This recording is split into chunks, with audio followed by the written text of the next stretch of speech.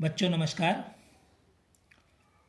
कल जो पढ़ाया था उसके आगे हम आज आपको पढ़ा रहे हैं कक्षा 10 विज्ञान रासायनिक अपक्रियाएं एवं समीकरण के अध्याय के अंत में दिए गए अभ्यास प्रश्नों के उत्तर।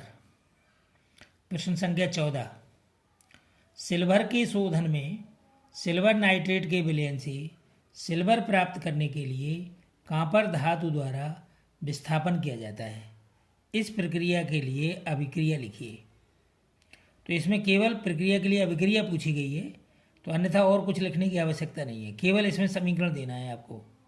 तो कॉपर सॉलिड अवस्था में यानी ठोस अवस्था में प्लस 2AgNO3 सिल्वर नाइट्रेट जलीय विलयन है इसका।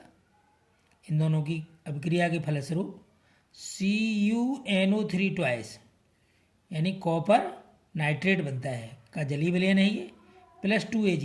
इसमें जो है चांदी की धातु मुक्त होती है, चांदी धातु मुक्त होती है 2Ag, और ये जो है सॉलिड अवस्था में प्राप्त होता है हमें। अगला प्रश्न, अवक्षेपण अभिक्रिया से आप क्या समझते हैं? तो उत्तर देखिए इसका, जिसमें किसी ठोस अभिलेय पदार्थ अर्थात अवक्षेप का निर्माण होता है, अवक्षेपण अभिक्रिया कहलाती है।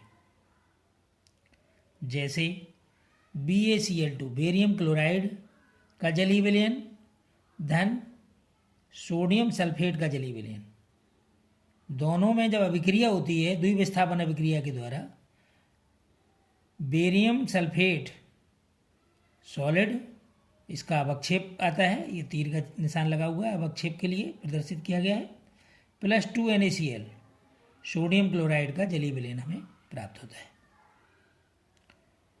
प्रश्न संख्या 17, इसमें जो है आयनों का आदान प्रदान हुआ है। पहले आयन इनमें Na यानी sodium ion, sulphate ion, barium ion और क्लोराइड आयन, इस प्रकार से ये चारों आयन अवस्था बन जाते हैं।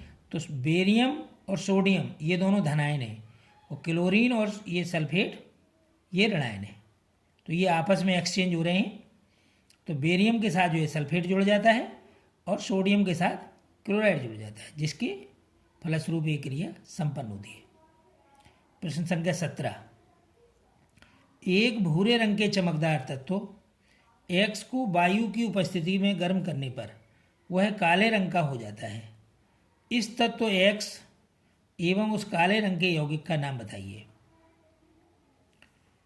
तो इसमें वायु की उपस्थिति में गर्म करने पर वह काले रंग का हो जाता है। तो वायु की उपस्थिति में गर्म करने पर काले रंग का तत्व हो जाता है तांबा। तांबा जो है जैसे ही ऑक्सीजन की उपस्थिति में रिएक्शन करता है तो यह जो है काला हो जाता है और कॉपर ऑक्साइड बनाता है। तो देखिए इसकी अभिक्रिया 2Cu प्लस O2, अभिक्रिया के फलस्वरूप कॉपर ऑक्साइड बनता है इसमें। तो कॉपर ऑक्साइड का काला रंग है ये, और जो भूरा चमकदार तत्व है वो है कॉपर, वायु की उपस्थिति में गर्म करने पर होती है ये क्रिया।